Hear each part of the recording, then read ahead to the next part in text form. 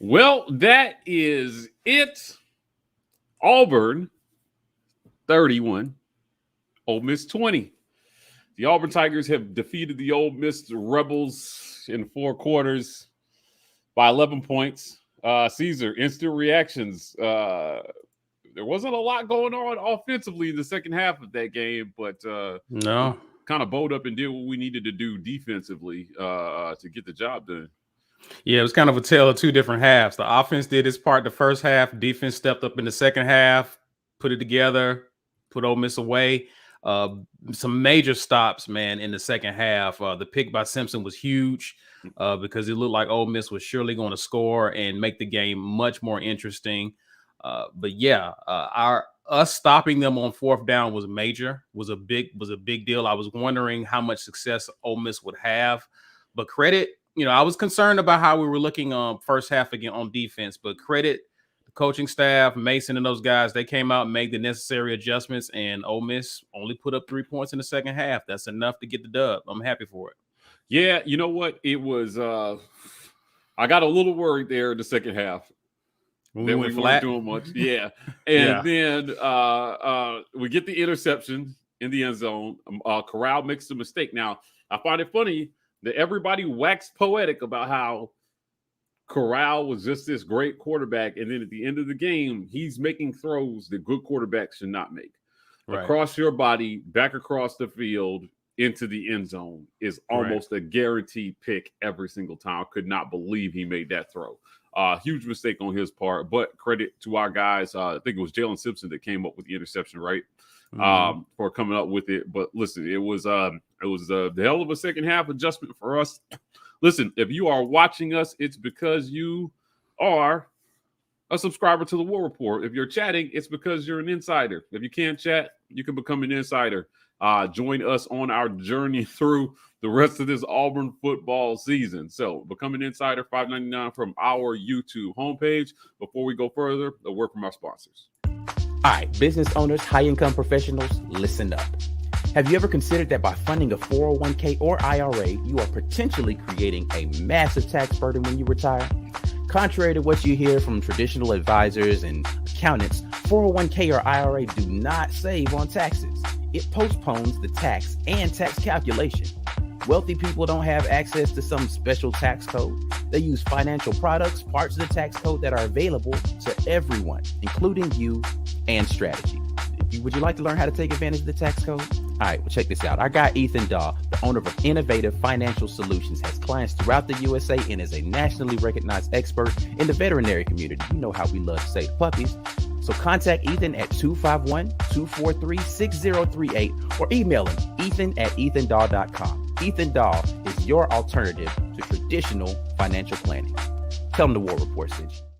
Shout out to Innovative Financial Solutions for sponsoring our post game. Hey, listen, it was not always pretty in the second half, but they definitely got the job done. I definitely want to turn to some comments here. We got a couple super chats. Cleveland Brown says hope plus execution equals danger for any team facing the AU.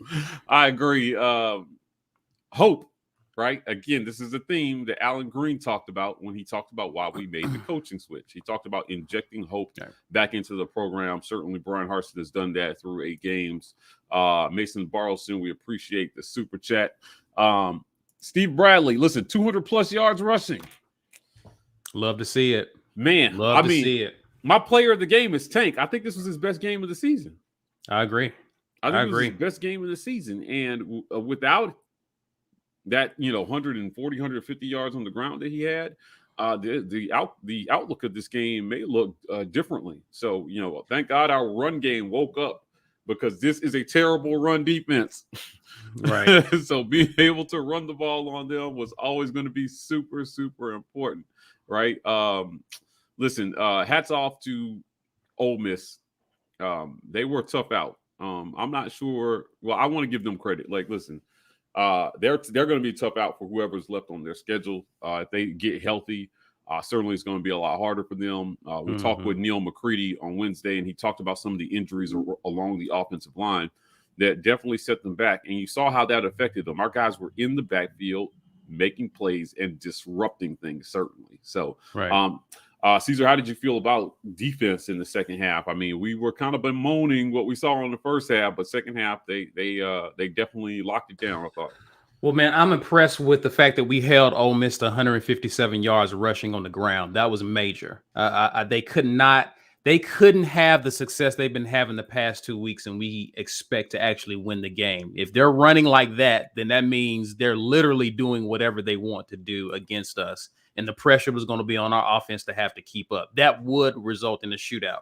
And it looked like it was going to be a shootout at the half, but both defenses made adjustments, locked it down. But I'm happy to see that they just didn't run rampant on our defense like they have been. That was the number one rush defense and number one rush offense in the SEC going into that game. So credit to our defense, man, for putting the clamps on them and not allowing them to get comfortable running the football. Yeah, definitely. Listen, shout out to the Laundry Room podcast for becoming an insider. Welcome. Our girl Gabrielle, always with us. Every live cast. We appreciate you. Royce Butler, last Bama win over a 9+ win AU team was 1994. So we win some games going into the Iron Bowl here. And it starts to get interesting. It definitely starts to get interesting. So I'm going to go back to the laundry. Again, welcome to be an insider. He said he was nervous about the up-tempo, right? I was. Yeah, that was my concern even before this game even started. How were we going to be against? Because that's what Lane's going to do. Yeah, definitely. Big Blue says, I thought this was going to be a $60 super chat, but things changed. We still haven't put together a complete game, but we control our own destiny. Biggest win of the year. War Eagle fellas, love the show. We love you too, Big Blue. Appreciate it, Big Blue. It was not a complete game. No. It was not a complete game, but it was complete enough against a top 10 opponent at home for I guess that's encouraging to a degree because you beat a top 10 team by not playing your best game, but you won by 2 scores. Facts. And I will acknowledge that Ole Miss's receiver room is like they are banged up. Like their top receiver, even I think looks like he pulled his hamstring in this game. Drummond, like he was the guy who was getting a lot of their production, and that led to Ja'Cour Pearson, who had a good game tonight. So those things played a factor in the passing game, even though we did a fax or nah. They did throw for 300+ yards, just barely, but they got over that. They needed to because they were playing from behind so much. So that was I'm happy for our defense, man, that we were able to just stop. We know, again, I get back to it, the run game, right? Like they don't have to throw as much when the run game works. And so we put pressure on them to have to throw, and they did a good job of it, but we stopped them when they got into the red zone. We would truly bend but not break tonight. Yeah, definitely. DS Sorley says great win, not only for this year, but for the recruits. I can't agree more. Listen, this is huge for recruiting, right? Because the guy that you're recruiting against in conference now, Crazy Lane, you can claim a win over him in year 1 when he had the Heisman Trophy candidate quarterback, right? So I think that it's a big one for Harsin here in year 1. Well, that we had 483 total yards. They had 464. For all the hype and all the excitement that Lane talks about, we were much more productive than they were offensively. So you can come to Auburn and get some shine as well and win. So this was supposed to be Gabrielle's super chat. Sorry, guys. Facts or no, Ole Miss faked all their injuries. I don't know, man. There were a couple of suspect looking. There was some iffy down ones in the field. Yeah, certainly. Joe Kyle says great game. Give Tank the kudos and the big D. Tank's my player of the game. Yeah. I mean, I think it's a no-brainer. I mean, his best game of the season. You got to give that one to Tank, man. He ran up, through, and around them, and they just didn't have an answer for Tank. Hey, listen, that's the Tank I've been looking forward to seeing. Right? Yeah. Like Tank refused to go down. He fought through tackles. He was agile. He was cutting. He was jumping over a pile. Like that was the Tank I was used to seeing. Yeah, I haven't seen that Tank for a while. Yeah, Austin Burial says Tank dominated Ole Miss 2 years in a row. Yes, listen, the Tank has been rolling through and blasting holes in them for 2 years straight. Mason Barlson says thanks for the amazing content. Bo still has some work to do with his footwork. Now, listen, while that's true, I will not nitpick this performance by Bo. I thought he did what he had to do. The whole offense was stale in the second half. It was not just it was.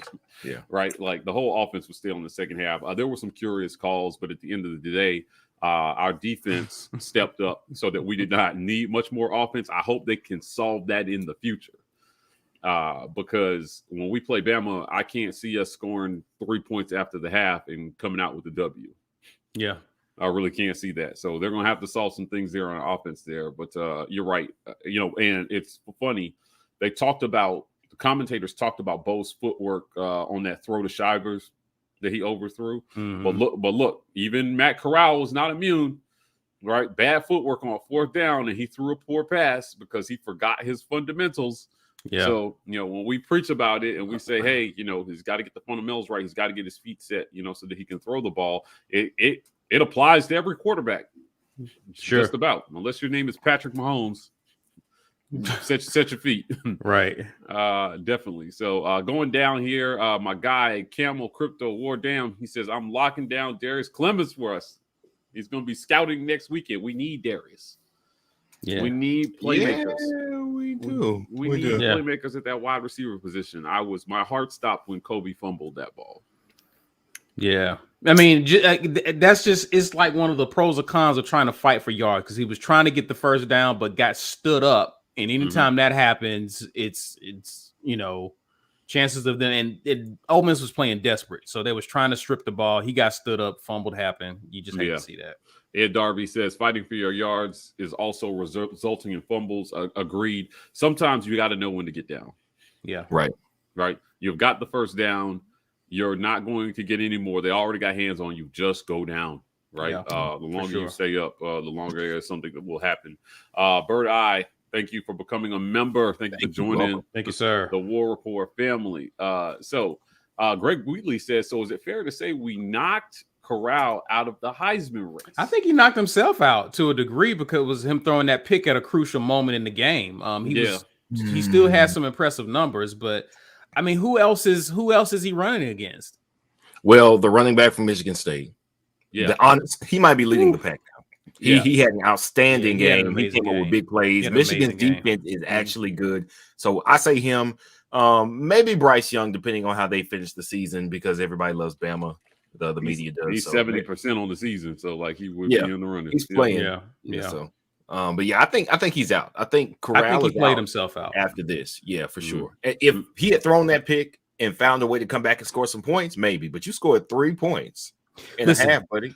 It was set up for him to try to really put his name in there. Like, seriously, he could have solidified himself as a candidate. You get injured, come back, and lead your team from down to win the game. Like that definitely would have put him in a strong running for it. But luckily for us, he's no longer a contender, we think. Well, whatever they gave him in that needle at half, after that injury wore off by the fourth quarter. So he wasn't able to hold that up. Shout out to Matt Ellis for becoming a member. Matt jumps in and out with us here and there, but we love Matt. He sticks around for a while. I just think good team win tonight. We saw some guys flying to the ball. Owen Papo made his presence felt in the backfield, causing hurries. It was nice to have him back there. And I thought that was a big part to shutting somewhat down Ole Miss's running game.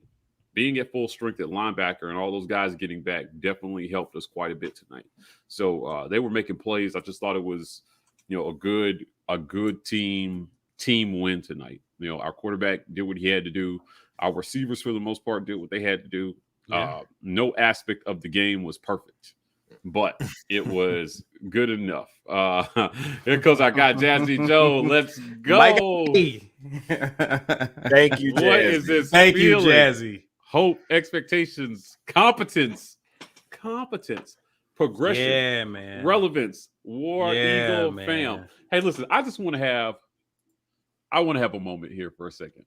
Because there was our guy TJ, he's been an insider with us for a while. He tagged me in a UCF fans post on Twitter complaining about Gus throwing the ball behind the line of scrimmage and jet sweeps and like just anything you've heard an Auburn fan complain about for the last Was this? It was this week? No, this was today. Yeah. It was today. It was today. Oh man. Yeah, and he didn't really. He wasn't trying to beat down on the guy, but he just left some emojis and he tagged me. He was like, right, and the guy got really upset. He was just like, "You guys just want to see Gus fail," and I have to tell you what a difference a year makes, and a staff makes, and a coach makes with the core of the team, which is the same, and a few extra pieces that they went out and got.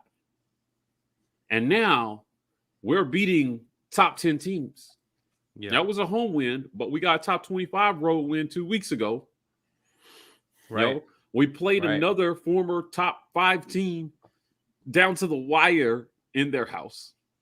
And we got run off the field by Georgia, but so has everybody. So I just feel like this is the hope that we were hoping for, right? That we were wishing for. Now, B had 9-3. I had 10-2. We are both still alive in this thing. We are. Everyone's still alive. We're both still alive in this thing. 10-2. Yes. My predictions. Everyone actually 75 is still on the table. Yeah, that's true. My prediction gets us to Atlanta. Yes. Yeah. We finished 10-2. We're in Atlanta. Matt Ellis says, "Hear me out. We need to be done with Under Armour. We have seen our players slipping up for years." It was also raining, though. Yeah, it rained for a little bit. I was going to say the field was in a fairness. I do think we need to be done with Under Armour. That's not because of the slipping tonight. Yeah. When does that contract end? I forgot. Somebody in the comments will know. Actually, nope. Sorry. Go ahead. You go ahead. Ike is waiting on the press conference right now, so hopefully he gets a question in with Harsin tonight. But he said Knighton was back jogging on the sideline. We think he'll be okay. Again, we hate to see injuries, so it was good to hear that he was up and running. It was B. Will who picked Mississippi State. No, he's right. It was everybody picked Kentucky. It was Mike. Okay, I picked Mississippi State. Mike got up 1 on everybody, and he got up 2 on me because I picked Vandy this week. Yeah, I mean, no, he's not. He picked Florida. He picked Florida. That was stupid.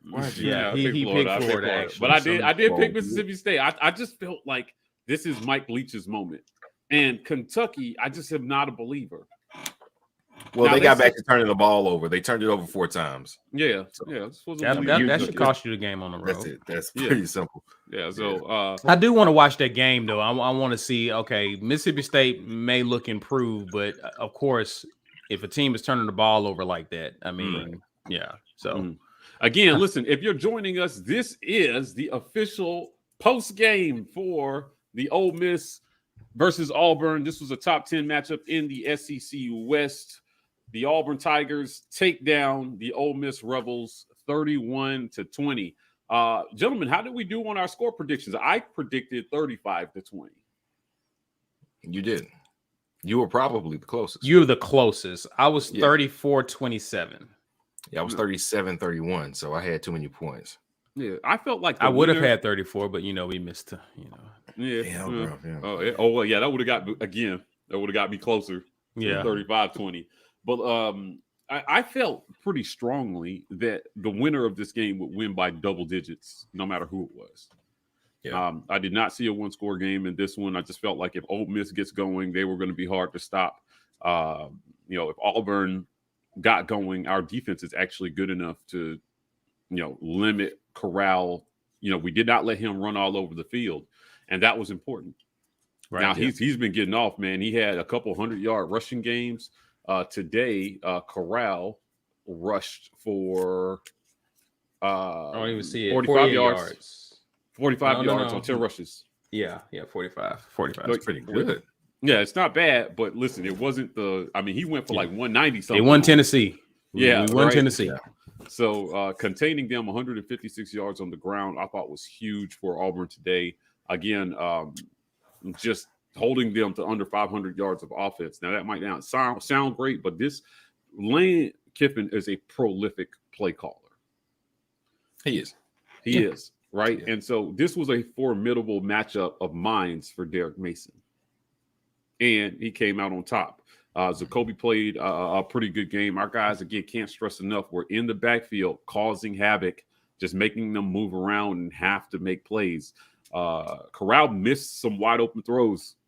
Yeah, that pressure. If there was any sort of pressure coming at him, if he could see it, his throws were off. It was, and that goes back statistically what you was talking about, Mike G. With how he normally does when he's under pressure. Under pressure, he's shaky, and we got enough. We didn't get the sacks. I think we got 2 sacks. Well, one was on the other quarterback when he came in. One was on Corral, but that pressure made the difference. It definitely did. Cameron Carr says, I loved play calling, but thought we could have run the ball just a few more times. LOL, they couldn't stop it. I thought, we were fairly balanced in this game. 46 runs to 31 passes. That's where I'd like to see us live. I think that's where Harsin wants to be too. Cap Bo at 30 throws a game. Anything more than that probably says we're playing catch up or we're not doing so hot. But I think this is about where they want him to be statistically. Again, he had a sound game, 22 for 31, 22 for 31, 276 yards, 1 touchdown, 2 on the ground, 2 scores on the ground too. So he was a threat with his legs. 8 rushes for 30 yards and 2 TDs. Just made them play us honest, gave us some more options in the red zone. The score. Something else to think about. Right. And he protected the ball. Yeah. No turnovers. Our quarterback did not turn the ball over. Theirs did. And, that was my key to the game. You asked, we said Auburn wins if. I just said we win the turnover battle. Corral will throw some balls right at you. You just have to catch them. We've had so many almost interceptions this year. It was nice to see us come out with one, definitely, especially in the red zone. That was big. TJ, hey, this is what he commented on that UCF fans. This guy got so upset, and he accused us of just, you guys search my posts out and just, you want to crap on Gus and you want him to fail. I was like, nobody. They won that game. Temple might be the 2nd worst team in your conference, but hey, listen, man, you won the game. It's not that. It's just that it's fun. It's almost validating to see people say the same thing that we've been saying for 8 years. And we're not saying it anymore. And we're winning. Yes. And we're in the thick of the SEC West, right? And winning it is not the bar for deciding if we're making progress. This is exciting, man. This is hope. This is all I want to have going into every game is just hope. Hope that we reasonably, if we play a good game, we will not be outmatched and we can win it. Now, I got a while to go before I feel like we'll be there against Georgia because man. It's year 1, man. It's year. Listen, Kirk. I'm not counting on that this year. Like at some point, you've got to have the horses. Yeah, we did not have those horses that Georgia has. Listen, this is Kirby's 6th or 7th year at Georgia. I think his first was 2015 or 16. It's either maybe a 6th or 7th year. It's like he has a 6-7 year head start on Brian Harsin in terms of recruiting and development, the whole 9. So give him time. Give Harsin time. Yeah. This is encouraging though. This is very encouraging how we win. And it's not fluky. It's not, you know what I mean? Like I'm pleased with what I'm seeing. Exactly. Hey, listen, if you're joining us here, we're going to do something special. This is this is our first top 10 win we are celebrating this year. So you guys know the drill. Hashtag get your weight up in the comments. Hashtag get your weight up. We got 600 people. You feeling generous, Mike? We're gonna give away some t-shirts tonight because we didn't turn the ball. Our quarterback didn't turn the ball over. One of our receivers did, but we're gonna let him slide on that one. And we beat a top 10 team by double-digit points. That's significant, man. Hashtag get your weight up in the comments. In about 15 minutes, I'm gonna draw. So make sure you get in that. We're gonna give away an AAU t-shirt to somebody. So let's get back to the comments here. Bankroll Block A. All those bozos on college game day picked Ole Miss. Yes. That made me feel great. Yeah, man. I was comfortable once they all picked Ole Miss. They never come back to explain themselves the next week. They don't have to. They don't have to. Yeah. Everybody's going to turn on their TVs to watch game day no matter what those guys pick. So they don't have to justify it. Listen, chat. If you guys are on Twitter, tag them and us, and just ask them about that pick. Every single one of them. Tag them all. Every last one of them. Every last one of them. I just want them to explain that. I mean, Corral made the mistakes that Bo did not, and it possibly cost them a chance to win this game. Mm-hmm. So, I asked what they're going to say if we win this one. Is it suddenly Ole Miss is overrated, right? Or did we actually beat a good team? Are they going to give us credit and say they beat a solid Ole Miss team? I see us moving up pretty well. There's some teams ahead of us that have lost today. Like Iowa dropped another game. Oh, Iowa. Oh. There's other few teams that ahead of us that dropped games. I can see us moving up. Yeah, definitely. I am Hop says, can't believe we beat a decent team by 11, and I'm disappointed in our offense. The second half was disappointing. Yeah, but we shot ourselves in the foot at times. The run game woke up. So glass half full. I think there's a lot more to be encouraged than disappointed, and for me, because there, again, to your point, there was things we saw today that we haven't seen in a while. Like we were able to run the ball when we wanted to. Granted, and it's encouraging because we did it against a defense that you're supposed to do that too. We just haven't been doing it. Right. So that was very encouraging, and we did a good job. There wasn't no bad drops in the game. It wasn't a lot of that stuff. So I was pleased offensively overall. We got flat in the second half coming out. We didn't keep that same momentum that we had going into the half. There were some things to fix and correct, and we got a coach now that's going to harp on those things going into A&M. He's not going to just ignore it because we won a game. He's going to go out and fix those things. So that's encouraging. Definitely. Sure. Jazzy Joe says, Will, Ole Miss fans are going to say the refs helped. I'm curious to see what Lane's going to say, because Lane will say stuff like that. They absolutely, there was a call where we did hold them. We did not get a flag. Oh, yeah. And I was thinking, was it on smoke? 100%. I think it was on smoke. There was another call. I'm trying to remember what the other call was. Was it? No, the Kobe fumble, they ruled that a fumble. That was right. There was another call that didn't go their way. Honestly, there were two, and I was thinking it was the one. The offensive pass interference was questionable. That was suspect, but that's not what I was talking about. The Shed, when Shed caught the pass and ran, I think he stayed on right. his feet. He stepped out of bounds. Like we're going forward on 4th and 2. That's way different than 4th and 6, buddy, because they gave us like 4 yards. But they explained it though. It was because the push back caused him to stumble, and then when he planted out of balance. He had not reestablished himself, so he got forward momentum where he was pushed by the defender. That's how they. Have you ever heard of that before? Yes. He never gathered. He never gathered. At any point, if you touch out of bounds while touching the ball, you're out of bounds. And he was his foot was definitely on the line. Yeah, but he was forced back by a defender. So again, because of the force, that's forward momentum. Let's get a head referee, retired referee Steve Levy in here. He did not move back on his own volition, right? Like he was pushed backwards. Hey, listen, I'm taking that one. I'm sorry. Listen, it does not affect the win. So to who was that brought that up? Because I laughed at Arkansas for losing. Yeah, that was hilarious. They lost. They were salty. If there are any Ole Miss fans in here, I'll give you a very small. Okay, that's it. Joe Kyle says, between Coach Harsin and you guys, Auburn football is fun again. Hey, listen, what an amazing. Doesn't it feel great, Joe? Doesn't it feel great? Yeah, I mean, it's fun to be in here talking. I mean, these were everyday conversations we used to have between each other. And now we've got a whole family of people to do that with. I think it's great. Again, Mike B, it's going to be November and Auburn's still in it. Who would have thought? Everybody predicted us to have 6 wins for the season. Right? We were predicted to finish 6th in the West. 6th. There were some people who felt like that. All right. Yeah. Well, I mean, listen. Let's see where we end up. James Buckley, welcome to Insider, brother. We appreciate you joining the community. If you're new to us, listen, man, we give away a lot of free stuff.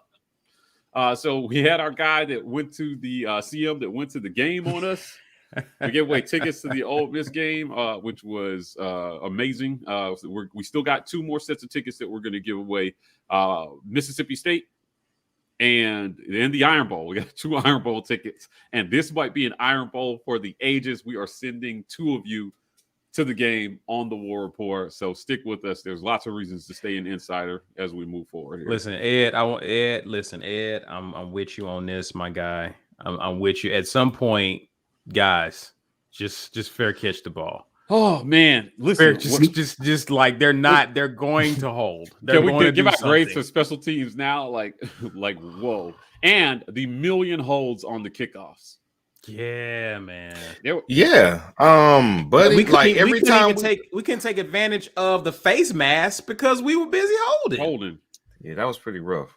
Wait, I got a good quote. I'm looking at some of the press coverage, and Jalen Simpson said that the defense was motivated by, he said, really, I want to say it had a lot to do with what we saw on College Game Day this morning. Jacoby McClain posted it and just said bet. It just said bet, right? It's always on after somebody say bet. So thank you, Corso. Thank you, Herb Street. No matter what it is, when somebody say bet, it's on. It's Listen, if you've never been to the cookout, I'm gonna tell you.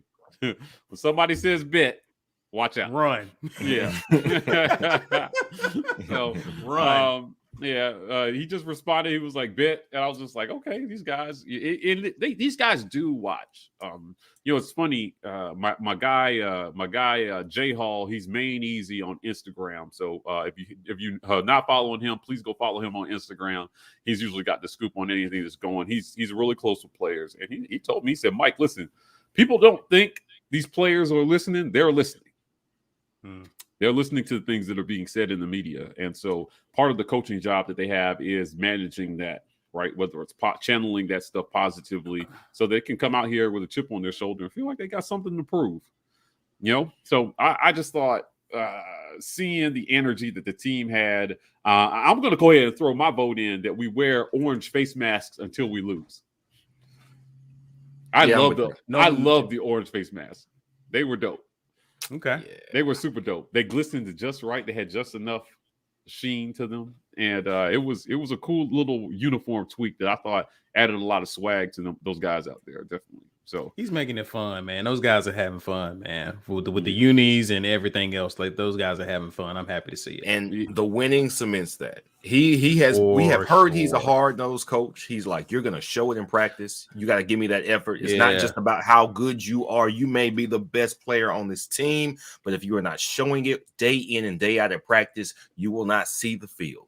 And I think that would have been a hard pill to swallow for a lot of guys who felt that they were going to be starters. We had people leave who they felt like, I'm not going to go through that and prove myself all over again. I was ready to go with it for the last staff. Y'all not going to push me back the depth chart. And they left. And he comes in, he sets his standards. The team performs, or at least behind the scenes and in practice, they perform up to his standards. We took a couple losses early. Man, but doesn't this feel good to see the team getting better as the season goes on? Those wins. I want to see that locker room footage. When he goes back there to celebrate with those players, I hope Auburn Football account, I want to see it. I want to see that joy and that celebration, man, because that's the buy-in. That's the payoff for the work that you put in. Facts. And he has buy-in from those players. Facts. He does. He does have it. Demario Nettle says Auburn dub and Brave slugging. Great night. Back home runs. Yeah, listen, I am all about that energy. Quez Evans says, not sold on Mason. What do you guys think is up with the defense? I'm not down on Mason. I'm just not. Nope. I'm telling you, I think that we're going to play more good offenses before this thing is over with. And this is an offensive league. Now, it's everybody except for Georgia. Yeah. It's an offensive league. Yeah. So you're going to have to deal with some of that bend but don't break. Yep. And I know it drives people crazy. I understand it because I'm looking at it and I go, oh man, why was that so easy, Phil? Man, dude was wide open. What are you doing? But the second half, now for the second straight game, in the second half of a game, the other team comes out and we get exactly what we need from the defense. We thought we were like one Arkansas drive away from things getting out of hand and going against us in that game. Guys, listen, we held Ole Miss to their lowest point total this season. Yeah. I think we held them below their rushing yard average. And we did okay in the passing yard. We held them below all their season averages. Like this was their low. I think the second lowest was Bama with 21. That was garbage time points, but we've held them to their lowest score all season long. Definitely. So it's I get it. I get it. It's bend but don't break is not the sexy way to play defense. We like to see us stifle and suffocate defenses like what Georgia's doing. Mm-hmm. But I like what we're doing, and especially in terms of second half adjustments. We're actually stopping teams and stopping them from whatever they came into the game plan with. It's not working in the second half. Yeah, and this defense was terrible last year. That can't be understated. They were bottom 10 in the FBS in third down defense. There were a lot of categories. They were at the bottom of the FBS in last year. So for Mason to come in and just move us to kind of like middle of the pack is a huge improvement based on what he inherited. James Finch says a lot of people are forgetting we have Lee Hunter and Dylan Brooks waiting for next season. That's right. Listen, we got some studs. Yeah. You know, Dylan Brooks came from the Tennessee Happy Meal sweepstakes when Jeremy Pruitt got the left-footed fellowship. And, Lee Hunter, again, these guys, they're not going to burn red shirts on these guys. There's no reason to do it this season. Right. We're too deep at their positions for us to do that. Really. Yeah, that's it. Lawrence Robinson. Yes, I did predict 10-2. Technically, everybody's prediction is still on the table. I hope Caesar is wrong, because that means we're going to have a lot of bad post-game lives between now and Thanksgiving. I think it's safe to say that I am wrong. Okay, all right. Even though I'm still alive. I'm not rooting for you, buddy. I'm not rooting for you. I'm not rooting for myself. FYI, right? So I think I want to make sure everybody understands that what the significance of the defense that Derek Mason is playing, what the pros of it are. The pros of it are you do not get beat deep for big plays very often, if at all. In the Georgia game, I forgot the name of their receiver, but he got wild. He put a double move on. Was that Pritchett? McConkey. Yeah. And so we were in some man. So he kind of mixes it up. But sometimes, if the quarterback is a running quarterback, we're not playing man very often. And the reason is you need to be able to see the guy. You don't need to turn your back on a quarterback who can run. Right. So what we do is everything's in front of us. Our safeties are deep. If you want to throw it into the zone, you can, but your throws need to be accurate. Your receivers need to know exactly where to go in the zone. And it does give our D-line an opportunity to get pressure. So the zone may allow movement up and down the field. But the reason you see us stopping people in the red zone is because now all of our guys don't have to be 50 yards back because there's not 50 yards behind us. Right. Now it's all condensed and you have to make those throws. That zone is small, if possible, to throw into those areas at all. Now you have to make pinpoint accurate throws or get us off of our spots as defenders, and most teams cannot do that. That's why the zone is significant. And also it keeps high scoring teams from scoring quickly. So nobody's going to run up 56 on us, because to get to that number, you got to be scoring in 3 or 4 plays. And it's very hard to do that against a disciplined zone. So quarterback's not going to run too crazy like Corral. He had some very timely runs, but he has to put himself in harm's way. He's got to break out, and he was getting down quickly because he knew contact could come. So it's not quite the win that we want when somebody can pick up a 5 yard, 6 yards on a QB scramble for a first down, but it wasn't a touchdown. The defense has another opportunity to get a stop. And if our offense just is productive, we win the game. And even though it's not pretty at times, so far in conference play, it's been working. Yeah. Aaron Collier says Auburn a top 10 team now. Well, let's talk about that for a second, Aaron. Some teams in front of us lost. At number 17, Pittsburgh lost. Kentucky at number 12 lost. Ole Miss at number 10 lost. Michigan at 6 lost, and Iowa at 9 lost. So they're not going to drop Michigan far. They're not. But Iowa is a 2-loss team after them beatdowns that they have. They're going to drop after Wisconsin. Drop out. Yeah. Arguably, we should be the highest 2-loss team.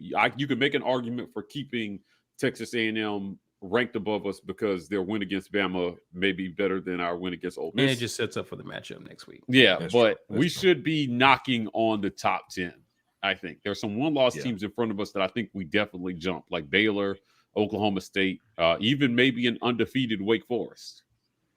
Oh, yeah. They deserve to be above us. That's fine. Yeah. I don't mind if they're above us. We got everything in front of us, though. Right. So everything's in front of us. The Mississippi State win also sets up well for our schedule with them knocking out Kentucky. And we don't play Kentucky, but it strengthens again that is a not a team that we can overlook on the road to the Iron Bowl. So hopefully we're talking about a top 10 Auburn team. But you know what? The playoff rankings come out on Tuesday, so whatever's in the AP does not matter. Right. We get our first seeing what the playoff committee thinks about our resume is what's going to matter moving forward here. So I can't wait to see that on Tuesday. Henry Pruitt. Appreciate that. Thank you so much, brother. He is always with us. Appreciate he follows us on Twitter. Hey, Mike, it's time. It's time. It's t-shirt time. It is t-shirt time. It's t-shirt time. One more super chat, Henry. The first wife said to get the tickets to the Iron Bowl. I'm in. Yes. Listen, I can't wait to give it away to somebody. We definitely can't wait to give it away to somebody. So here we go. We're going to draw hashtag get your weight up in the comments to be a part of what we're doing here. We're going to draw for this. We want you guys to be able to win. We're giving away a t-shirt. This is we don't normally give away t-shirts on our post game, but I'm doing it because Auburn has taken down a top 10 Ole Miss at home, the first top 10 win of the Brian Harsin era. So hopefully this is the start of a lot of top 10 wins to come. I want to get 7 more people a chance to get in here and pull. We got almost 700 people in here with us tonight after the win. I know that. I know the feeling. This is your virtual after party.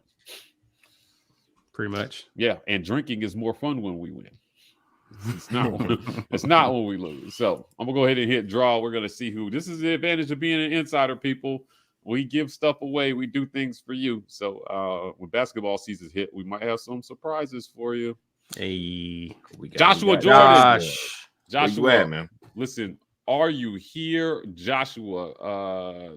Shout out in the comments. You guys help us spot Joshua. There are a lot of comments flying in here really quickly. Lisa Wise, Carlson seemed a little off. He initiates snaps right and missed a crucial field goal. He did. I wondered for a second. I was like, is this going to come back to bite us? You talking about the one he missed in the third quarter? Yeah. I wondered, is this going to come back to bite us? He did. It would have been 31-17 at that point. Yeah, for sure. It was fortunately we're not talking about that. But that's something become a story. Yeah, I hope he gets some extra kicks in practice. Cameron says he might have been hard on them in the locker room after the game, then celebrated. I'm fine with that. Like, listen, this coach is a hard ass. He is. And he makes no bones about it. Like, he's not an easygoing guy, but he will celebrate with his players when they win. And we've seen important. That. Yeah. So Rick Albright says, give him 4 years to put us to the national stage. We're not yet a playoff team. I would like us to see New Year's 6 or even New Year's Day Bowl. I think that's possible. I think that's in the cards. Yeah. That certainly can be in the cards this year with what they're doing. I mean, you get to 9 wins, a New Year's 6 is on the table, especially with the schedule that we play. Agreed. Right. Because it's hard to look at the teams we lost to and say that was a bad loss. Right. Now we have a bad win, certainly, in Georgia State. But you could make an argument that this is not the same Auburn team that almost lost to Georgia State in week 4, whenever it was we played them. So they seem to be building. Hey, Jeb, Arkansas was ranked 18 when we played them. So there was a top 20 team, not top 10. Yeah. They'll be back in the top 25 this week, I believe. They were like first team out. Hey, Joshua. Hey, listen, business at the War Rapport. Email us your address and your t-shirt size, and we'll get that t-shirt right out to you, Joshua. We appreciate you as we appreciate all our community members. CM Pat says, if we play Penn State, again, we win. Yeah, I'd have to agree with that. I would like that, honestly. Yeah, I would like that. Especially seeing what we've seen with Penn State and how vulnerable they are against defending the run. They wouldn't do that because we play them again next year. I doubt they wouldn't do that. They wouldn't make us a bowl game matchup. So we would just wait till they came to the house next year. I don't think ESPN will probably get that game next year, So I doubt they schedule it, because they're all in the bowl committee. I wonder who we would play out of the Big Ten. Who's good up there? Well, I mean, again, I hope it's not Michigan State. Oh, Lord. Michigan State, Michigan, Ohio State. One of them three ain't gonna make it. Listen, the Big Ten is looking kind of nasty this year. They got a couple. Yeah, they got a few. One of those three. It could be Michigan. Yeah. Let's go to Cotton Bowl. Let's play somebody from the Big 12. Yeah. Let's get Oklahoma. I want to see this defense against Oklahoma. That'll be fun. Every time I think we'll beat Oklahoma, we don't. I don't know. We got bad luck against Oklahoma. I don't know. No, we had a bad coach against Oklahoma. Okay, fair enough. Taking shots at Gus still. I feel it. Listen, this is good. Jeff Shaner says NIL is going to change some players' mind about going pro. I would like to see more players stick around for, somebody was arguing with me the other day about Bo setting records at Auburn for passing yards. And I was trying to explain again, because everybody thinks I hate Bo, but I was like, those records aren't that impressive because very few players stick around that long. Right? Like, Bo is a 3-year starter. Our last full 3-year starter was Brandon Cox. It's crazy. That's the last guy we had start 3 straight years at quarterback at Auburn. So, hopefully NIL changes that, and you do see some of these kids stick around to set records at Auburn, right? We have one 4-year starter in Auburn history, and it is Stan White. He's the only real 4-year starter at quarterback in Auburn history. So it's not very common. And this was well before. I mean, that was early 90s, right? So, I would like to see some of these kids stick around, man. Give them a chance to just be kids, enjoy college, and worry about the money later. I mean, if you're going to be a top 10 pick, you got to go. Yeah, got to. If you're going to be first round, if you're a first rounder, it just doesn't make sense. That money is significantly better than the next rounds. Yeah, definitely. Mason says they need to keep mixing the play calling, give him more designed runs. I agree. Got to utilize Bo's legs. Have to. I think they do it just enough for it not to be predictable. Right. Because they need to keep it. He can, but you weren't thinking at no point when Bo ran it was I thinking Bo was about to run it. I was always thinking tank. Oh, look, Bo. Look at that. Mm-hmm. How about that? Yeah. Now I can almost read it when I see who is it they have coming around the end. It's not Shivers, is it? And then Bo keeps it. Hold on. Which play were you talking about? It's almost kind of like an end around, but instead of handing it off, Bo just keeps running around the end. Oh yeah. Like I can almost see when that's coming, but I'm pretty sure there's a lot of design runs for Bo that they've been holding on to for the end of the season that we're going to see probably more of, especially in the red zone. Yeah, Philip Coleman says, just imagine if Bo had this staff last year developing him. Hey man, not just Bo, all of these guys, all of them. Yeah, man, all of these guys. Just imagine if they all had this staff last year, right? Imagine if the 2019 team had this staff. Yeah. What we'd be sitting here talking about, right? Like, I just think it's awesome that they're putting kids in a position to utilize and maximize their God-given abilities and talents. This is pretty fun to watch. And I think that if we're looking at what they're doing now, how can you look at this and not be hopeful? Right. We did not lay an egg coming off a bye week. Right. I'll repeat that. We did not lay an egg coming off a bye week, which is a huge step forward for this team. And they're starting to look consistent. Dare we believe this is a team that's going to show up every week? Right? Are we there yet? Are we there where we're confident about which Auburn is going to show up from week to week? Okay. So I was thinking about that as I watched the game. And as I was like, shootout, so we can see that the offense can always do it. And then they didn't. So, but I also know that Ole Miss's defensive coordinator, DJ Durkin, is a good defensive coach. Mm-hmm. He is actually a good defensive coach. He was a defensive coach at Florida for Muschamp when they had some very good defenses. And the other team has coaches too. So giving credit to Mason that I think he earned with that second half performance. Let's also give some credit to Durkin and what he was able to get his guys in position to do. They seem to say, all right, enough of that not selling out on the run stuff. got to stop the run. And what was a little I thought they was going to do discouraging that at the beginning of the game, actually. Right. They were like, all right, Bo wants to get, he's turning into the quarterback that you have to kind of be on your toes with. So we're going to be on our toes. And that didn't work. So he's like, no, forget being on our toes. Let's just get the runner. And that worked for him. So the opportunity was there, just like it was with Arkansas, to loosen up. But we made errors on offense in the second half. And that's what's a little concerning. We had the errant throw to Shivers on that one play. He threw to Kobe when Kobe was kind of covered and it was in traffic. And I was like, man, that was scary. That was scary because that could have been a pick. That could have been a pick.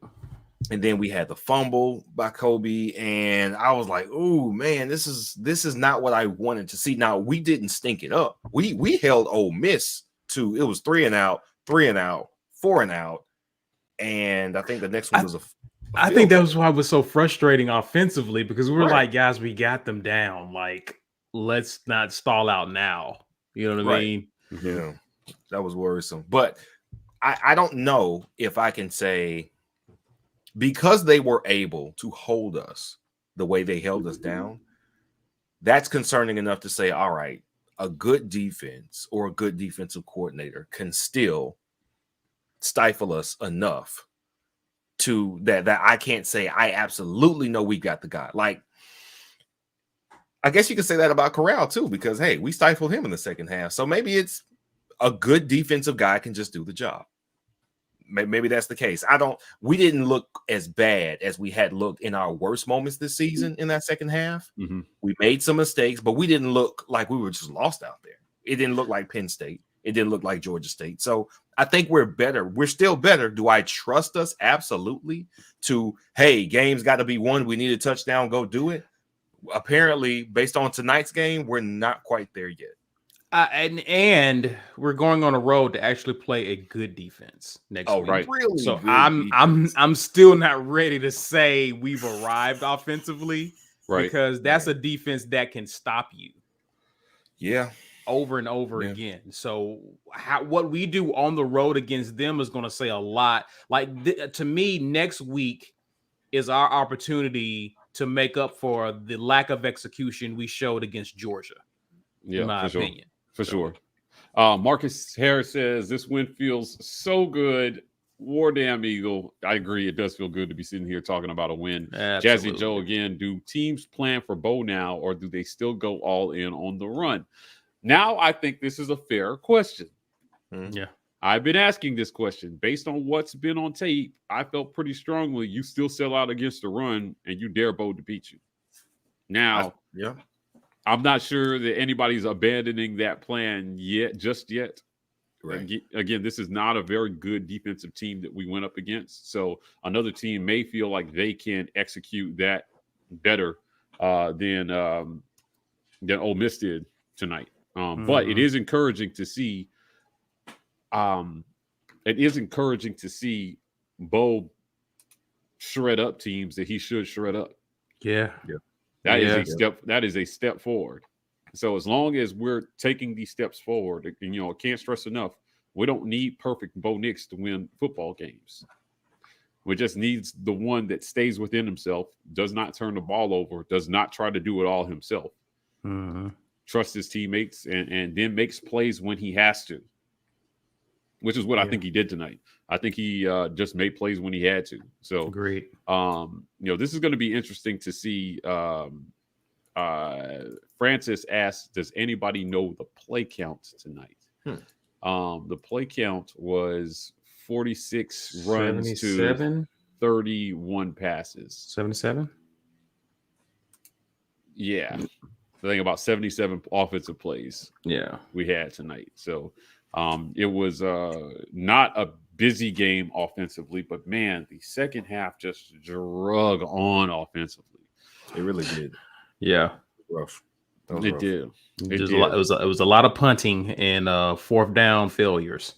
Yeah. Richard Oliver asked what happened with the Corral injury. We think it was like a ankle injury of some sort. Yeah.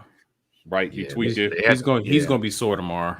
Yeah. They gave him some Percocets and he came back out, but he was it looked they carted him off. I thought Isaac said during the game, which made us think he was not coming back. Then they showed him walking with purpose back to the yeah. Thought they was playing background music to that entry, man. Yeah, right. I was surprised there weren't cars exploding behind him. He just came out confidently.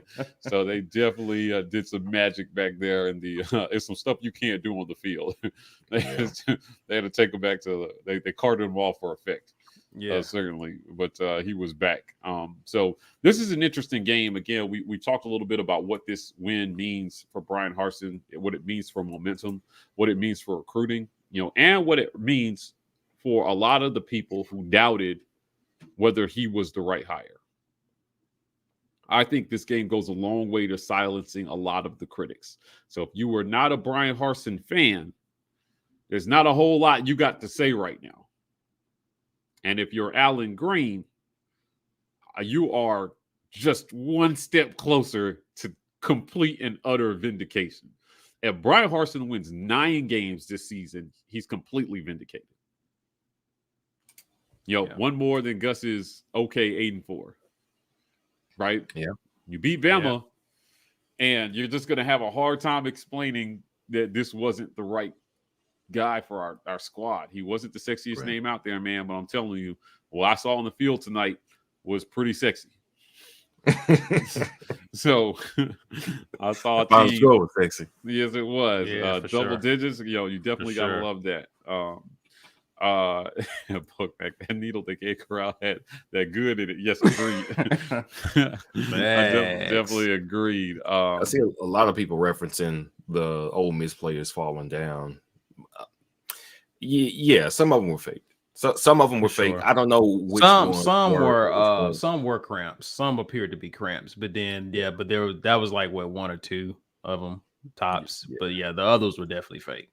Yeah, for sure. I don't think it matters too much because honestly, once you go out there, you still need to actually identify and stop whatever the other team runs. I understand why it's a bit of a bugaboo for us if you've got them on their heels to run and you're running tempo. We weren't running that much tempo, so I don't know if it's that big of a deal for us. Maybe Ole Miss's defense is just bad enough to where they're on the field too much anyway, so they absolutely need to slow it down. Yeah, it's a way of calling timeout without burning one. Right. So for sure. Listen, if you're joining us, this is the Auburn versus Ole Miss instant reaction live stream. This is our post game. I'm in here with B Will and C Dub. Ike is covering it live, so he is in the presser with Harsin and some of the players right now. But we're talking about what happened. If you're chatting right now, that's because you're an insider. You can join our community and get chat privileges for these special live streams. We keep the trolls out by making it insider only, so we appreciate everybody who's become part of our community.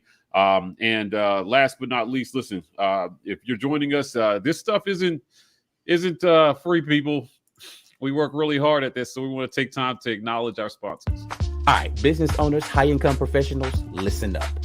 Have you ever considered that by funding a 401k or IRA, you are potentially creating a massive tax burden when you retire? Contrary to what you hear from traditional advisors and accountants, 401k or IRA do not save on taxes. It postpones the tax and tax calculation. Wealthy people don't have access to some special tax code.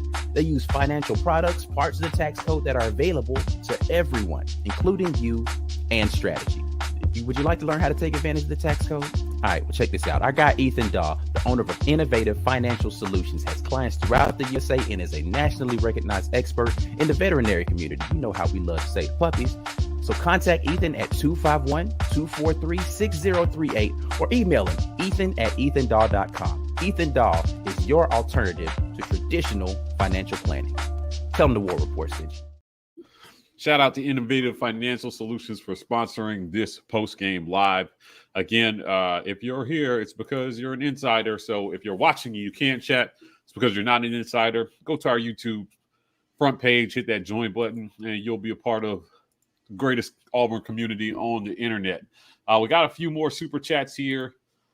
True Beast, the Bryan Harsin hire makes Green look good. So far, so good. We still got more season to play, but a lot of the detractors are pretty silent right now. Stuart Donald, I'm feeling good about my bet on total wins this year. Stuart, what was your bet? He got it when it was 6. It was Really? 6. It was over under 6 wins. When it was very early when they first released those team win totals for people to bet. One more win. And listen, it's not that that's a gimme. Well, South Carolina. We got one more. We don't beat South Carolina. No matter what, we got 7. I believe we got 7, but none of the other 3 teams look like gimmies. None of them. A&M's defense has been playing fantastic, and they found something with their offense. I don't know how much. That was a team that I was more worried about. I was, but now I'm semi-worried against Mississippi State. Yeah, that's not looking like the gimme I thought it was a few weeks ago. Yeah. Now, mind you, we don't turn the ball over a lot, which is another really big credit to Harsin and what he's done. We have not been a high turnover team. Now, we gave it away twice tonight. We did. It was once with a fumble, once on the muff punt.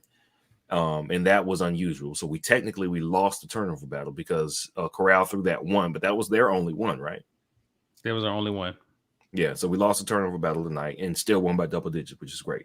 I think Mississippi State, for all they are doing right, they are not a high octane offense.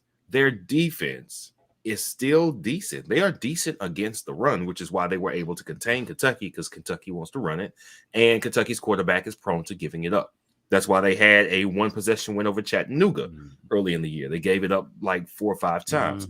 If we don't give it up to Mississippi State, I think you'll see a lot of what we saw this weekend, which is, yes, you can move between the 20s. We will give you those 60 yards, and then we're going to slow you down because our defensive line is better than your offensive line. So we can win that game as well. But I'm with you, C. A&M probably concerns me the most because their defense is so good and it's at their house. Yeah, definitely. Greg Wheatley, thanks for letting me vent during the game. Sometimes my emotions get the better of me. Yes, and I understand this more than most people. So Mike understands this, Greg. Yes. So my emotions get the better of me when I'm watching Auburn too. I'm talking to my therapist about that though. So we're making progress. Valencia Jackson, Jacoby had 14 tackles in this game. Whoa. He was everywhere to the lead. Amazing. So Greg says we got to beat Jimothy. Yes, we do have to beat Jimothy. I would definitely like that. Yes, we do have to beat Jimothy. And hopefully, and that's Brian's favorite guy. So we do have to beat Jimothy for Brian. We have to do it for Brian. I said, Brian, B Will. We got to do it for B Will. So it's not my favorite guy either. Hey, did we have that shirt? Did we get that shirt for me? It's on the way. Oh, it's getting made. I had to. Yay! I actually reminded Mike about that because I'm not a sore sport. So I reminded Mike that game was like, hey man, we got to have the shirt because I said I'd do it. So come on, let's do it. Yeah, that's gonna be great. Ike designs the t-shirt, so I reminded him to get that order. We should have it next week. Listen, the play by Simpson in the end zone. That's the play you got to make. That was the play I was hoping they were going to make. I'm so happy for Simpson, man. Me too. Simpson is fantastic, man. I'm so happy for him, man. Every time he gets on the field, he makes plays. Yep. Yeah. And I can't figure out why he's not playing more. I just can't. He's in there now. He in there. Yeah, he played a lot today. Well, Puckett got hurt.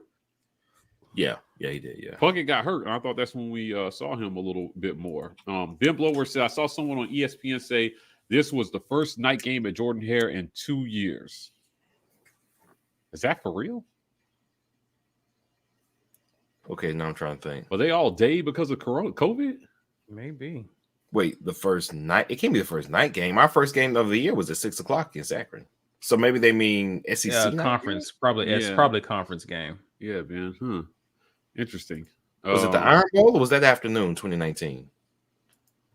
That was 2019 was a day game, I think. That was a day game. Yeah, I think we were like a 2:30 kickoff. Yeah, I got to go back and look at that. That'd be interesting. So we had a great game. Listen, we're going to close out here in a second. It is almost midnight. 600 of you are hanging out with us, celebrating Auburn 31, Ole Miss 20. We took down a top 10 team. Yes. We took down. We beat 2 ranked opponents 2 weeks in a row. That's right. And next week we get another ranked opponent on the road in their house at one of the hardest places to play in college football. So it will be interesting to see what they scheme up for that game. I know we have to have a better second half than we had tonight on the road, right? Yeah. Yes. So Brian Harsin has been preaching about starting fast. They did that tonight, but they did not end medium. They ended slow. So we're gonna have to find some offense in the second half if we're going to have a chance against Texas A&M. They're surging now. They're on plan B for quarterback. Right. But that kid stepped up and beat Bama. It's working. That's a serious plan B right there. Yeah, they replaced their whole offensive line. And look where they're at right now. I just think for as much as they had to replace year over year, this is a kind of a best case scenario for them, right? If they beat us, they're sitting with 2 losses. They can't win the conference, I don't think. Bama has to lose again. Bama has to lose another one, right? Right. Yes. Yeah. So they would need help. I think that us and Bama, we're the only 2 teams in control of our own destiny in the West. Is that correct? Correct. Yes. That is correct. It was Ole Miss. Well, us Ole Miss. No, it really wasn't even Ole Miss, because they lost to Bama. Oh, that's right. It was really us and Bama. Yeah. Yeah. Man. So if we lose to A&M but beat Bama and we hit that 9-3 mark, A&M goes to the SEC championship game, assuming they win out. Okay, because that would be Bama's second loss, and we didn't beat A&M, so they didn't get a third loss. Mm-hmm. I don't like that.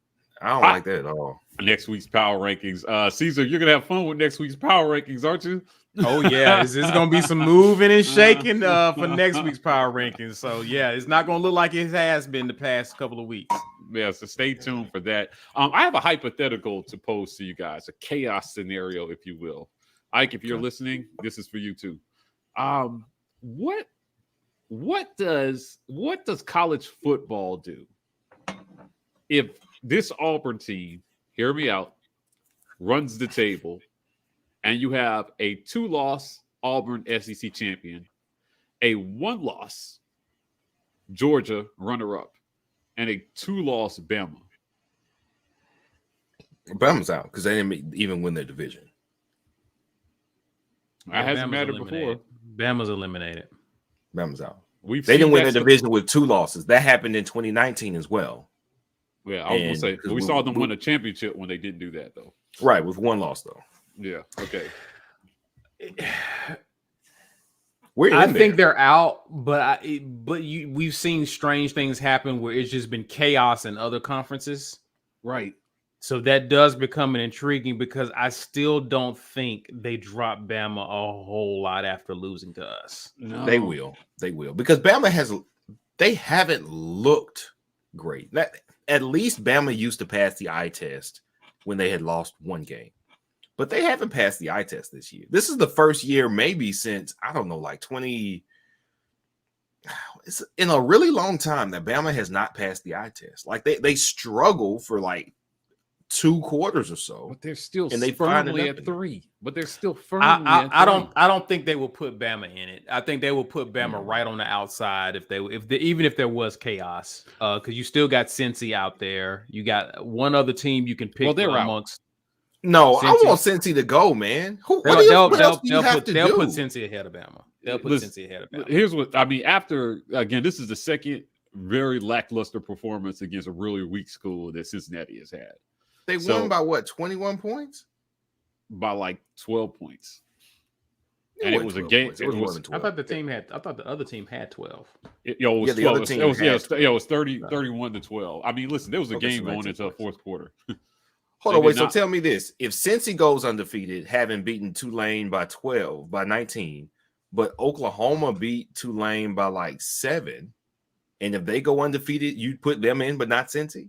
What I'm saying is, when I say Cincy's out, I don't think that Cincinnati I don't think they're gonna be a factor in this at the end of the season. I think that the playoff committee, remember, because we're looking at AP rankings. I think when the playoff committee takes total body of work into account, they're going to look at Cincinnati, and it's going to be hard to put them over some of the teams that I'm looking at possibly. I mean, we assuming Georgia's going to be up there, assuming Bama's going to be anywhere in and around the top 4.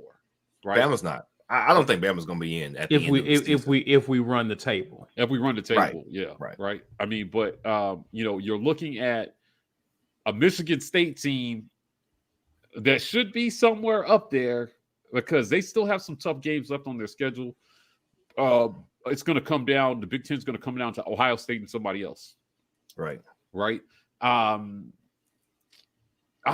just not so sure. Oklahoma, just on name recognition alone, just, even though they have not looked great, they just keep winning. No blemishes. Their schedule's been about as tough as Cincy's had, as Mickey Mouse. Honestly, yeah. But there are still Oklahoma. I just don't know. I'm still not convinced that 2 SEC teams might not get into this thing. It would, what it would take? Bama would have to just win out and beat Georgia. And then if Georgia's only loss is to a one-loss Bama team, they're both in. You don't think both one-loss Georgia that loses to Auburn is still in? That loses to Auburn? Yeah, they are still in. Yeah, I think as long as Georgia doesn't lose a regular season game, they're in. They're in, right? Okay, all right. So that's what I'm saying. If we win out and beat them, I think they're still in. So they're in, and we're in as well. Yeah, and then who are you putting in the playoff after that? If Wake you see what runs Michigan the table does in ACC, Wake has a chance to run the table. Ohio State. I think Wake gets in. I mean, now if they run the table. You think Wake gets in? If they run the table, I do. Because if you're saying that Wake isn't qualified to win by running the ACC table, then why did you let Clemson in all those times? Yeah, I mean, I guess. I don't know, That's the same schedule Clemson's had every year, right? Yeah, but what? I don't know, dude, because it's Wake Forest. Exactly, but that's what I'm Clemson saying. had like Heisman winners and stuff. I mean, they had NFL draft picks. I don't think Clemson ever got in the playoffs, and we were like, they never belonged there. It's not about what you did in the pros. It's about what you did that year. Year, and Wake is housing people. Well, their defense is suspect. But listen, they're putting up stupid points on every opponent they face. I don't know how that's what Clemson usually does in their conference, right? I would say that it's, but here's the thing. I think this is apples and oranges. But here's why I say that is because Clemson, by this point, Clemson had garnered enough of a reputation to where that's a good program. Like they have already been winning and whatnot. We don't know if this is a fluke or what we're seeing with Wake Forest. Yeah, they're not going to give. Listen, so I'm not sure if they're going to give them the benefit of the doubt you would normally give Clemson because over a period of years, Clemson have proven themselves in out of conference games, in playoffs, head to head. Like that's a team that's a program on the rise. You know damn well they ain't giving Wake Forest no respect. Now I hear what you're saying.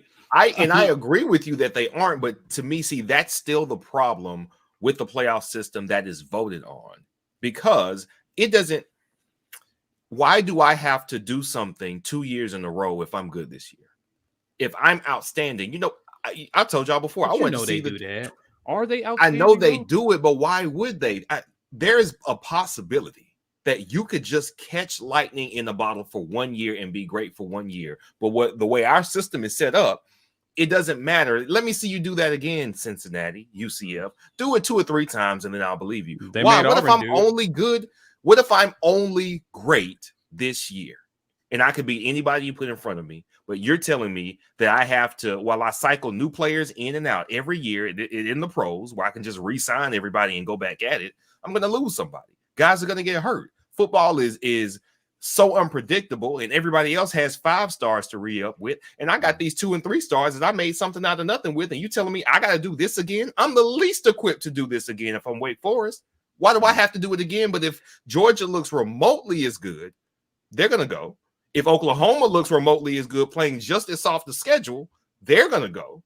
If there's somebody in the Big Ten that just because they are a popular conference, but if they look mediocre coming out of their conference, Michigan State went in 2015 and they had no business in there. None. They beat Ohio State that year because Ohio State was sleeping on that game because Urban Meyer's good to drop one. He always is. And Michigan State went and got drummed by Bama. They had no business in there. Why? Because they're the Big Ten. Why wouldn't you let Wake Forest at least have the honor of going and getting drummed like everybody else does? Hey, listen, Wake Forest is the reason why the playoffs is expanding. Yeah. Right. You know what, James, bring that good point. LSU. If you said, well, I don't know, LSU hadn't done it under Coach O, and you leave them out, that was a magic season. That was their one. They beat Bama. But that's not the same, because they have to run a gauntlet. No. I'm not saying that they didn't deserve it because the schedules work different, and I agree. But what I'm saying is, what if it's just your one? I agree, but it's been biased. That's the argument that UCF has, right? Yeah, but they didn't actually beat anybody good in the regular season. That's the difference. Neither has Wake Forest. Yeah, but neither does Oklahoma. So I'm saying, if we're gonna go like for like, if you're gonna put a mediocre Oklahoma in, if you keep Oklahoma out, I say keep Wake out. I'm cool with that. If you're gonna let Oklahoma in, don't let Wake in, and don't let Cincy in. Before them, don't put good and doggone well they're gonna put Oklahoma. You talking about listen? We need to get you on Marvel's what ifs. Like, listen, they have not letting Wake Forest in this playoff, so we might. If they went out, wait, who? Okay, so who else is even remotely decent? So Pitt. I don't know their conference alignment, their division alignment. So I don't know who they would potentially. I think they would play Pitt. Well, I don't know if Pitt is it. Pitt just lost. They just lost. Yeah, so they're done. Right. I don't know what their division looks like though. I don't know who's coastal and who's Atlantic. Oh yeah, yeah. That's tough. That's tough. I'm not sure I care to look, but I'm just saying. I'm looking at some of these top teams. I just don't see a scenario where Georgia doesn't get in. Right. I don't see that scenario. So Georgia, that's one playoff spot. Now you got Cincinnati sitting at number 2. Again, on Tuesday, we'll find out if the committee thinks they're number 2. My guess is they won't. They probably won't. Right. But it depends, because to Ed Darby's point, Notre Dame just beat. Who did they just beat? Did they beat North Carolina? Yeah, today? North Carolina. So they're going to move up. If they end up top 20 by the end of the year, Cincy's schedule looks a little bit better. Okay. Fair enough. Because who would Oklahoma have beat that will remain in the top 20? They haven't played Baylor yet, have they? They have not. So their schedule, they beat Texas. Yeah, their schedule is looking super weak. Yeah. They got Iowa State lost again today. Yeah, and they got Oklahoma State. Oklahoma State's still decent. They're only a one-loss team. They finish out with 3 straight top 25 teams. Okay. Baylor, Iowa State, Oklahoma State. Yeah, that's a backloaded schedule for Oklahoma. Well, Iowa State's not going to be rated next week because they just lost. They're not going to be ranked. All right, so they'll have 2 top 25. Fair enough. Yep. And then at the end of the year, they'll own wins over at least 3 top 25 teams at the time that they play. Does that really even matter, though? Guys, the ACC is a mess. Yeah. If Wake Forest goes, good for them, but goodness, they're a hot mess. I'm just looking at this top 7 right now. And then you got Oregon just hanging around there. Yeah. And their schedule's not great either, but they just fall in love with Oregon. Another darling. Another media darling. Wait, they went on the road and beat Ohio State, who has now recovered. So that win, honestly, that's better than a win on Cincy schedule or Wake schedule or Oklahoma schedule. That Oregon win is the best win. That's what I'm saying. I just don't see. I don't see what Wake could do to impress people over what even a one-loss Oregon has done. Win out. Win out. That's what you got to do, and you got to house people. That's what you got to do. You got to win by 2-3 possessions. All I know is Auburn could F all this up. we could be the absolute total rich in all of this if we win out. Win out, and they have some very, very difficult decisions. You beat Georgia. We're in. I'm booking our flights on my dime. Okay. Yeah, there will be no war report that week. I will be at the playoff. Right.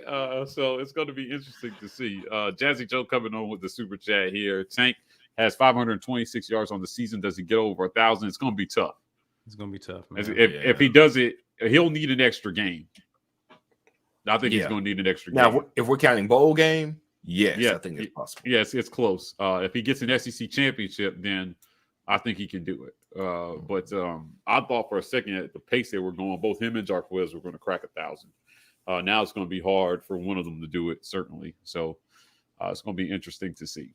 Anyway, if you're joining us, we're at the 1 hour 20 mark. So we're going to close it out for the night. We're just past midnight. We appreciate everybody for joining us. Listen, this is the post-game reaction show. Auburn versus Ole Miss. I'm here with B. Will and C. Dub. Auburn has taken down Ole Miss 31-20.